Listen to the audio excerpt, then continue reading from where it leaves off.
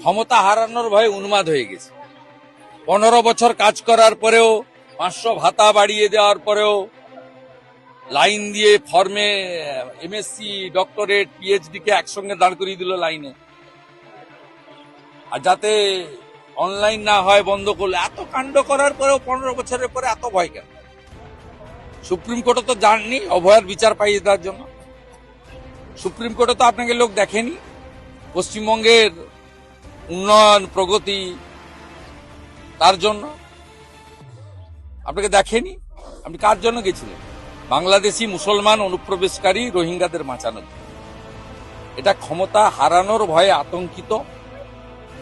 উনার পরামর্শদাতা সংগঠন দুর্নীতিগ্রস্ত আইপ্যাকের লোকেরা বলেছে 58 লাখেই কাত হয়ে গেছে, আর যদি 20-30 লাখ চলে যায় তাহলে আপনি বাঁচাতে পারবেন না। উত্তর 24 বাঁচাতে সত্যিকারই পারবে না। ফাইনাল ভোটার লিস্ট বেরোলে এই খালা মমতাকে বলতে হবে যে আমি ভোটে লড়বো না।